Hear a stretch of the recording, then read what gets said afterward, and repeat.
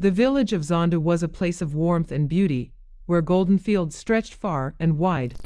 Among the villagers were two sisters, Zara and Nima.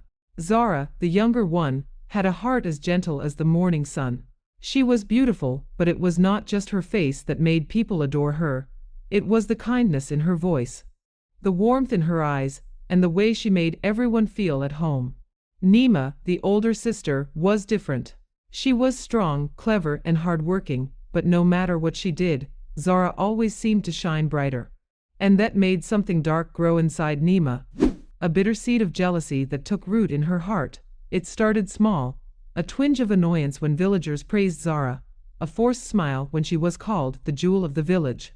But over time, that jealousy turned into something worse. Why always Zara? Nima thought. Why does she get all the attention? Why does she get everything so easily while I am always overlooked? The anger burned inside her until one day, when a messenger from the palace arrived with an announcement that would change everything. Prince Omari was holding a grand banquet to choose a bride. Every young woman in the kingdom was invited. The entire village buzzed with excitement, and Zara, though humble, couldn't help but feel a spark of hope. What if she was chosen? What if she was meant for something greater? But as she smiled, Nima's hands clenched into fists. That night, as Zara dreamed of the grand palace and a future she never dared to imagine, Nima lay awake, her mind racing. This was her chance. If she could stand in Zara's place, if she could have Zara's beauty, then maybe, just maybe, she could have everything she ever wanted. And so, in the dead of night, Nima made a choice that would change both their lives forever. She wrapped herself in a dark cloak and slipped silently out of the house, her heart pounding as she walked toward the one place no one dared to enter after dark, the forest of whispers. The deeper she went, the colder the air became. The trees seemed to lean in, their twisted branches whispering secrets only the desperate could hear. And then, she saw her, the old woman of the forest sat on a rock, her back hunched, her long fingers tracing patterns in the dirt.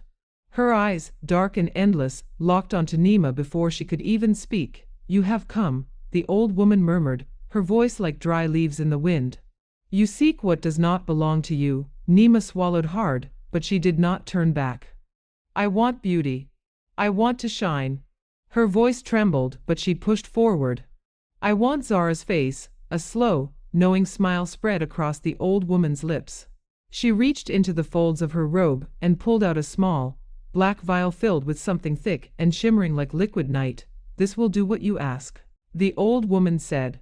"But take heed, child, steal a face, and you steal a fate.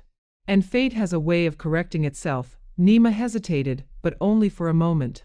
Then, with trembling hands, she took the vial, and with that single act, her fate was sealed. The night was thick with silence, the kind that made the air feel heavier. The village of Zonda slept peacefully, unaware of the terrible act about to unfold.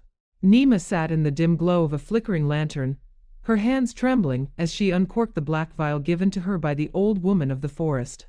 A thick, dark mist curled from the bottle, carrying the scent of something ancient, something unnatural. She crept into Zara's room, her heart pounding against her ribs. There lay Zara, her breath slow, her face peaceful, unaware of the betrayal looming over her. Nima hesitated for just a moment, but then, with a deep breath, she poured the dark liquid over her sister's sleeping face. The effect was instant. Zara's body convulsed as a cold wind howled through the room, though no window was open. Her face shimmered, twisting like ripples in water, until suddenly, it was gone. Her nose, her mouth, her eyes, everything vanished, leaving behind nothing but smooth, empty skin. Nima gasped as a searing pain tore through her own face. She staggered back, clutching her cheeks, her forehead burning as though fire was crawling beneath her skin. Then, just as suddenly as it began, the pain was gone. She turned to the mirror, and there, staring back at her, was Zara's face. Nima let out a breathless laugh, running her fingers over her new, perfect features. She was beautiful. The jealousy, the resentment, all the years of being overlooked, they were over. This was her time. A blood-curdling scream shattered the silence. Nima turned sharply. Zara was awake. She sat up, her hands flying to where her face should have been. A soundless cry escaped her throat as she reached out, blindly, helplessly. She couldn't see. She couldn't speak. She couldn't even weep. Nima's chest tightened, a flicker of guilt creeping into her thoughts. But she pushed it away. She had come too far to stop now. Before dawn, she dragged Zara deep into the forest of whispers, where no one would find her. There, in a forgotten, crumbling hut, she left her faceless sister, locking the door behind her. As she turned away, she whispered a single lie: the village will never know what happened to you. The next morning, Nima arrived at the palace, draped in the finest dress their mother had made. The guards welcomed her without question, for she was Zara now. As she stepped into the grand banquet hall, every eye turned to her, awed, enchanted, mesmerized. Then came Prince Omari. He was even more magnificent than she had imagined, tall, regal, his dark eyes filled with quiet wisdom. When their gazes met, his lips parted slightly, as if he had forgotten how to speak. Nima felt a rush of victory. This was it. This was her destiny. But just as she began to revel in her triumph, a strange sensation crawled over her skin. Her face tingled, as if something unseen was pressing against it. She brushed it off. Then, in the corner of the banquet hall, the flames of a torch flickered strangely, twisting, bending, forming the outline of a face. Zara's face. A cold whisper brushed against Nima's ear. You stole my fate, but fate cannot be stolen, Nima gasped, spinning around. No one was there. For the first time, fear gripped her heart.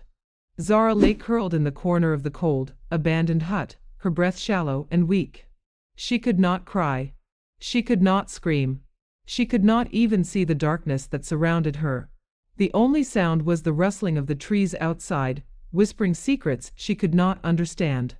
Time felt like it had melted away, leaving her trapped in endless silence. Then, footsteps. Slow, deliberate. They stopped just outside the hut. The door creaked open.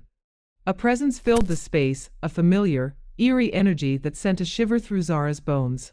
The old woman of the forest had returned. For a long moment, she said nothing. Then, in a low, knowing voice, she murmured, betrayal has many faces. Yours was stolen, but your fate was not. Zara trembled. She wanted to ask what the old woman meant, but she had no mouth to form the words. The old woman sighed. Your sister's greed has cracked the balance of this world. But every stolen thing leaves a thread, a way back. Then she bent low, whispering directly into where Zara's ear should have been. There is one chance to reclaim what is yours. But the price will be great. Zara's heartbeat quickened. The prince will make his final choice at midnight, the old woman continued. If you reach the banquet before then, the truth will reveal itself. If not, you will remain this way forever, and your sister will wear your face until her last breath. Zara's hands clenched into fists. She would not let Nima steal her life. The old woman touched her forehead. A strange warmth spread through Zara's body, and suddenly, she could sense the world around her. Not with her eyes, not with her ears, but through something deeper, something older. Go, the old woman urged. But beware, the forest will try to keep you. Zara staggered to her feet, and took her first step forward. Though she still had no eyes, she could feel the ground beneath her, the pull of the wind guiding her. But something else was there, too. The forest did not want her to leave. Shadows slithered around her ankles, hissing in voices that did not belong to this world. Turn back, girl. You do not belong anymore. A gust of wind blew through the trees, but instead of parting the way, the branches twisted together, forming a tangled barrier. The forest itself was alive, shifting, moving, trying to trap her. Zara clenched her fists. She would not stop. She pressed forward, feeling her way through the maze of roots and thorns, stumbling, bleeding, but never pausing. The whispers grew louder, twisting into the voices of her own fears. You are nothing without your face. You are forgotten. No one will ever know who you were. But somewhere deep inside her, a stronger voice rose, her own. I am still Zara. With one final push, she broke free from the trees, stumbling onto the path that led to the palace. The night was deep, and time was slipping away. But she was still breathing. She was still fighting, and she was not too late. The grand banquet hall shimmered with golden lights. Laughter and music filled the air as nobles twirled in elegant dances, their jeweled robes sweeping across the marble floor. At the head of the room, Prince Omari stood tall, his dark eyes warm as they rested on Nima. Nima, draped in the most beautiful gown, stood beside him, the perfect image of grace, of charm, of beauty. The crowd adored her. The prince was moments away from announcing his choice. She had won. Nima smiled, lifting her chin high. But deep inside, a strange unease twisted in her stomach. Her face felt strange, tight, wrong. Then, the great doors of the banquet hall burst open, the music stopped. Gasps rippled through the room. A hooded figure stood at the entrance, her clothes torn and dirty, her hands trembling. Though she had no face, something about her presence gripped the room in silence. The guards hesitated. Even without eyes, this stranger saw them.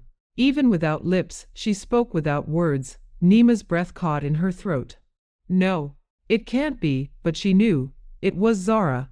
The prince stepped forward, confusion flickering across his face. "Who is this?"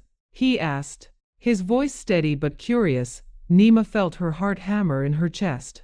She turned to the prince, forcing a smile, trying to act as if nothing was wrong. "She's just a beggar, your highness," she said quickly. "A trickster, a liar." But her voice cracked. And the prince noticed. Then, in the silence, something shifted. Nima's hands began to tremble. She curled them into fists, but she could feel it. The stolen face on her skin was slipping, melting, burning. The old woman's words echoed in her mind. Fate has a way of correcting itself. A ripple of fear moved through Nima's body. She turned to flee, but her feet would not move. The air around her grew thick, heavy, as if something unseen was wrapping around her throat. Pulling her down, the prince's gaze flickered between Nima and the hooded figure. Then, his eyes locked onto Nima's trembling hands. Her fingers were changing. The smoothness of her stolen beauty cracked like fragile glass, and then, the truth began to reveal itself. A heavy silence filled the grand hall. The guests, once lost in laughter and music, now stood frozen, their eyes locked on Nima. The prince, his expression dark and unreadable, stepped forward. His voice cut through the still air like a blade. "Tell me the truth. Who are you?" Nima's breath was shallow, her heart pounding. She could not speak. She wanted to lie, to deny everything, but her lips would not form the words. Then, a shadow moved in the corner of the room. The old woman of the forest emerged from the darkness, her aged face calm but filled with power. "The truth has already spoken," she said, her voice echoing like a whisper of the wind. She lifted a wrinkled hand. And in an instant, the magic shattered. A horrifying scream tore from Nima's throat. The stolen face began to melt. Like wax under fire, the illusion collapsed, dripping away in streaks of unnatural color. Beneath it, her real face emerged, twisted with fear, raw with desperation. The crowd gasped. Women clutched their chests. The nobles stepped back in horror, and then, Zara changed. Her faceless form shimmered, and slowly, like water filling an empty vessel, her true face returned. Bit by bit, her eyes reappeared, wide and filled with sorrow. Her lips, trembling. Her skin, smooth once more. She touched her cheeks, tears forming in her eyes. She was whole again. Nima collapsed to the ground. Sobbing, begging. "Please," she gasped, reaching for the prince, reaching for the sister she had betrayed. "I didn't mean. I only wanted," but no one came to her. Prince Omari's face was cold. "You stole not only her face, but her life. You would have let her suffer forever." The old woman stepped forward, her eyes glowing with ancient magic. "And so, let your punishment fit your crime." She lifted her staff, and a gust of wind swirled around Nima. The torches flickered wildly, the air crackling with power. "You wanted a new face," the old woman said. "Then you shall have one, every sunrise, for the rest of your days." Nima's body shook violently. Her skin rippled, her features twisting and changing before the eyes of the horrified guests. She was no longer Nima. Her nose shrank, her hair darkened, her lips thinned, then changed again. And again. Every second, a new face. A stranger's face. She touched her cheeks, but they were not hers anymore. "No," she whispered in terror. "No, no, no, no one would ever know her. No one would ever love her. Every morning, she would wake up a different person. Forever lost. Forever alone." The winds howled, and just like that, Nima vanished into the wilderness. The crowd remained silent. The air was thick with shock. with the weight of what had just happened. Zara looked at the prince. The prince looked at her. But something had changed. She was no longer just the kind, gentle girl from before. She had seen the darkness that lived in jealousy, in betrayal, in magic itself. She turned to the old woman, her voice quiet but firm. "If my sister could steal a face, could others do the same?"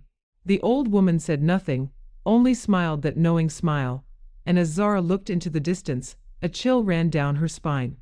Because somewhere in the world there were others like Nima. Others who wanted more than what fate had given them. Others who were willing to steal, to betray, to take what was never theirs, and if this magic existed, what else was out there?